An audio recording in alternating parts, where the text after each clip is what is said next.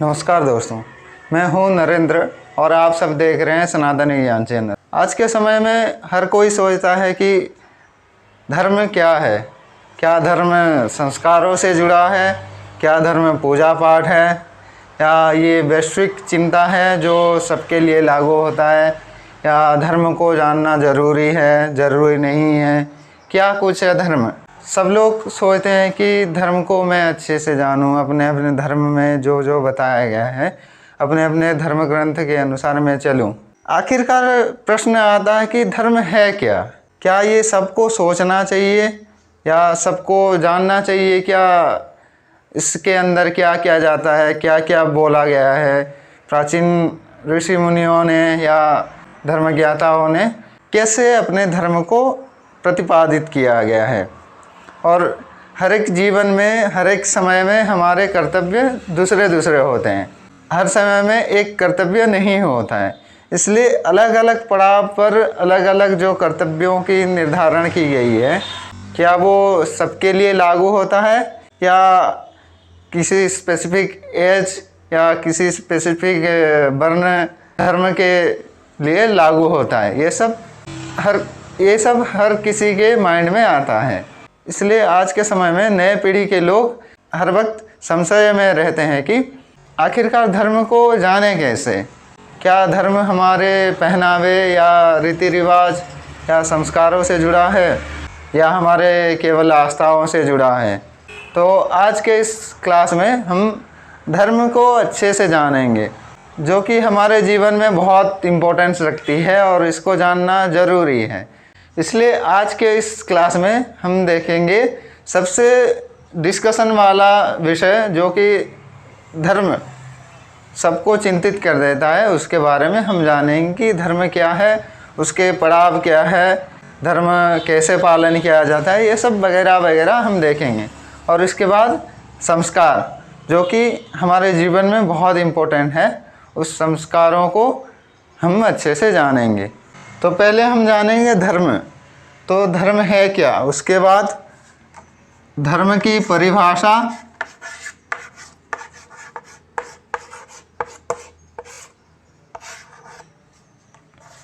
फिर धर्म किस आधार पे आधारित है,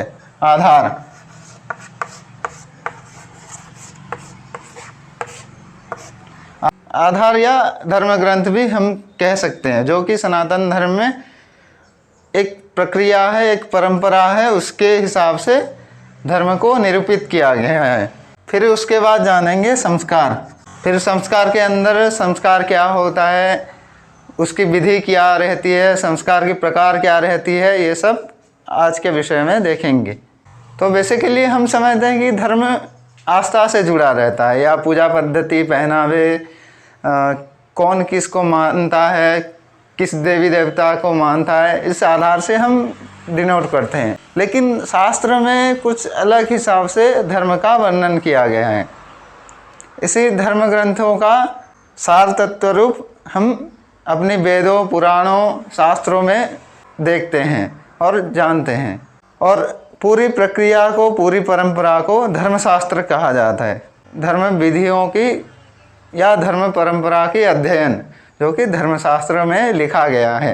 परंपरा तो बहुत लंबा चलता है, हर किसी चीज़ की उसकी इतिहास रहती है, कहाँ से शुरुआत हुई, कैसे रही, फिर उनके आचार्य रहते हैं, फिर उनके उत्तर शिष्य रहते हैं, फिर उनके द्वारा उस ज्ञान की प्रचलन रहती है, प्रसारण किया जाता है, वो सब परंपरा के अंतर्गत रहती है। और हमारे सनातन धर्म में ज्ञान, विज्ञान, शिक्षा, साहित्य, जो कुछ भी हमारे जीवन में इम्पोर्टेंट है और जो कुछ विषय भी हम सोच सकते हैं हमारे जीवन के लिए जो भी कल्याणदायक हैं, वो सब धर्म के ही अंतर्गत माना गया है। और धर्म के अंतर्गत से ही मानव को कल्याण प्राप्त होता है, ऐसे बोला गया है, जो कि मुक्ति का मार्ग होता है। और उसी संस्कार, विधियाँ या परंपरा हमारे जीवन की एक अविच्छिन्न अंग है, इसलिए हमको जानना ये सब जरूरी है। शास्त्र में धर्म शब्द ऐसे तो डायरेक्टली कुछ भी नहीं बताया गया है कि ये मानेंगे, कुछ रीतियाँ मानेंगे तो धर्म कहलाएगा, ये सब नहीं बोला गया। धर्म की बहुत विस्तृत व्याख्या किया गया है। वहाँ धर्म को बहुत अच्छे से निगूढ़ तरीके से हर छोटी छोटी बात को ध्यान देके वहाँ निरूपण किया गया है। फिर भी हम साधारणतया देखें तो धर्म को एक छोटा सा संज्ञा में अगर बांधना चाहेंगे तो एक छोटा सा संज्ञा दिया गया है, लोग अच्छे से समझ पाएँ, इसलिए लोक कल्याण के एक दृष्टि से उसको परिभाषित किया गया है। व्याकरण शास्त्र के हिसाब से देखें तो धर्म शब्द ध्रुव धातु से बना है, जो कि बहुत अच्छे से बताता है कि ध्रुव धातु का अर्थ धारण करना या पालन करना होता है। इसको यूं कह सकते हैं हम कि हमारे लोक कल्याण के हर एक नियमों को धारण करता है, या लोक कल्याण के परिपालन के लिए एक व्यवस्थित ढांचा में गढ़ा गया एक नियमों का समाहार है, जिसको हम धर्म नाम से परिभाषित किए गए हैं। वास्तविक रूप से देखें तो ये हमारे जीवन की जीने की पद्धति है, लाइफस्टाइल है, हमारी जीवन शैली, जो कि हमारे कल्याण के लिए ही बनाया गया है। और एक व्यवस्थित नियम रहता है जिसके अंदर हम अच्छे से हमारे व्यक्तिगत जीवन को या सामूहिक जीवन को लोक कल्याण में नियोजित कर सकें। इसलिए धर्म एक पूरा सुव्यवस्था है। किसी पर्टिकुलर चीज़ को हम धर्म के नाम से नहीं बोल सकते। इसके अंदर शिक्षा जाएगा, विज्ञान जाएगा, फिर सामाजिक नियम जाएगा, अर्थनीतिक, जो कुछ भी समाज के अंतर्गत है, फिर इस लोक कल्याण के लिए जो जो चीज़ भी चाहिए, जो विषय हमको मोक्ष के मार्ग में ले जाएगा, वो धर्म के अंतर्गत ही जाता है। और हम ये भूल करते हैं कि हम धर्म को एक पर्टिकुलर वे में ले जाते हैं और उस हिसाब से सोचते हैं कि धर्म इसमें बस सीमित है और दूसरे हिसाब से ये गलत है।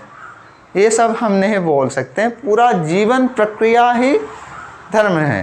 तो धर्म शब्द का व्युत्पत्ति अगर करें तो धारणा धर्म है इत्याहु बोला गया है, जो इस लोक कल्याण के लिए उपयुक्त नियमों का सुव्यवस्थित ढंग है और सभी नियमों का जो परिपालन करे या जिसके द्वारा सभी नियमों का धारण किया जा सके, उसको धर्म कहेंगे। शास्त्रकारों के हिसाब से धर्म कोई व्यक्तिगत वस्तु नहीं है, ये एक सामूहिक वस्तु है जो समाज के उन्नति के लिए ही कहा गया है, और ये सब को जानना हमारे लिए ज़रूरी है। परिभाषा तो हम जानेंगे, लेकिन अब प्रश्न आता है कि धर्म का आधार क्या है। जो कुछ धर्म ग्रंथ में बोला गया है, क्या उसको आंख बंद करके हम मानना ये हमको बताता है? नहीं। हमारे सनातन धर्म में शास्त्र के हिसाब से पूरे धर्म ग्रंथों का समाहार है, सिस्टमेटिक है, इसको हम इधर उधर नहीं कर सकते। और ये बताता है कि हमारे हर एक जीवन के पड़ाव में हम क्या करें, क्या हमारा कर्तव्य है। ये विभिन्न विभिन्न ग्रंथों में अलग अलग हिसाब से वर्णना किया गया है। लेकिन एक साधारणतया देखें तो धर्म शब्द बेसिकली कर्तव्यों को कहता है, जो कि एक मानव के जीते जीते कुछ कर्तव्यों का पालन करना होता है। वेदों में भी धर्म शब्द को प्राचीन विधियां या आचार, फिर परंपरा, ऐसे संस्कारों के अर्थ में कहा गया है, जो कि प्राचीन समय से चला आ रहा है। उसी प्राचीन कर्तव्य को हम पालन करना चाहिए। बहुत अच्छे से देखें तो धर्म शब्द कर्तव्यों का पालन को ही समझाता है। मनुस्मृति, याज्ञवल्क्य स्मृति, फिर वशिष्ठ स्मृति, ऐसे विष्णु धर्मोत्तर, ऐसे बहुत सारे ग्रंथ में वर्ण धर्म, आश्रम धर्म, मानव धर्म, आचार धर्म, ऐसे बहुत सारे हिसाब से व्याख्या की गई है अलग अलग समय में अलग अलग कर्तव्यों का। फिर महाभारत में आता है आचारो परमो धर्मः, रामायण में सत्यम वद धर्मम चर, अपने व्यवहार कर्तव्यों को ही श्रेष्ठ बोला गया है। वहाँ सत्य बोलना, धर्म का पालन करना, उन कर्तव्यों का पालन करना ही श्रेष्ठ बोला गया है। फिर इसकी आधार की बात आए तो बोला गया है वेदो अखिलो धर्ममूलम। वेद को ही समस्त धर्मों का मूल कहा गया है। वेद से ही सभी प्रकार के आचरण, व्यवहार, सभी प्रकार नीतियाँ, जीवन कैसे जिया जाए, कैसे क्या कर्तव्य रहे, ये सब वेद से ही ज्ञान लेना चाहिए, ये बोला गया है। हमारे प्राचीन समयों से हमें यही सिखाया गया है कि अपने अंदर में उत्पन्न हुए लोभ, मोह, क्रोध, ये सब अनिष्ट गुणों का त्याग करना, फिर दूसरे जीवों को दया करना, सहायता भावना प्रकट करना, ये सब पहले से ही सिखाया गया है। ये भी हमारे जीवन के अंतर्गत है। इसलिए समस्त धर्मों का मूल है वेद। उसके बाद हम ब्राह्मण ग्रंथ, आरण्य ग्रंथ, उपनिषद के हिसाब से दर्शन हमारे आध्यात्मिक जीवन को उन्नत कर सकते हैं। फिर आया महाकाव्य, जैसे रामायण, महाभारत, ये सब आदि काव्य हैं, इसमें भी बहुत अच्छे से बोला गया है। फिर पुराण है, फिर षड्वेदांग है, जिसमें समस्त विषयों की समाहार है। फिर आता है साहित्यिक ग्रंथ, अर्थशास्त्र का, धर्मशास्त्र, आगम, भगवद गीता, फिर अनेकानेक बहुत सारी शाखाओं में भेद प्रभेद हैं। और ये सब ग्रंथ हमारे धर्म ग्रंथों के अंतर्गत है। हमारा कोई एक ग्रंथ नहीं है, पूरा का पूरा सिस्टम है, जिसके हर एक शास्त्र में वेद की ज्ञान निहित है। और हर एक शाखा, हर एक शास्त्र के अध्ययन से हम वेदगत ज्ञान को हम पा सकते हैं। इसलिए हमारे बहुत सारे शाखाएं, जिससे कि हमारे एक एक विषय को हम अच्छे से जान सकते हैं। फिर आता है संस्कार। संस्कार क्या है? हमें बताया गया है कि हमारे जीवन में बहुत सारे संस्कार, रीतियाँ, विधियाँ बहुत सारी प्रकार की हैं। उन रीति संस्कारों से हम शुद्ध हो सकते हैं, पवित्र हो सकते हैं। संस्कार ऐसे ही पवित्र होने की अर्थ में ही बताया गया है। संस्कार का मूल लक्ष्य ही है हमें पवित्र करना, या हमारे व्यवहार योग्य किसी वस्तु को बनाना। क्योंकि कोई भी वस्तु व्यवहार में ऐसे ही नहीं आ सकती, उसको एक विधि के अंतर्गत गुजरना पड़ता है। उस विधि के बाद वो उस विषय में व्यवहार हो सकती है। जैसे कि प्राचीन समय से चला आ रहा है हमारा उपनयन संस्कार, उपवीत धारण करना। आज के समय में हम बद्ध कर दिए हैं कि केवल ब्राह्मण ही उपवीत धारण कर सकते हैं, लेकिन प्राचीन समय में ऐसा कोई प्रावधान नहीं था। प्रत्येक मनुष्य जन्म होते ही उपवीत धारण करते थे, वो जन्म से ही ब्राह्मण कहलाते थे। उपनयन संस्कार के बाद, वो शुद्धिकरण के बाद वो वेद प्रारंभ कर सकते हैं। वेद पढ़ने के लिए योग्य माना जाता था।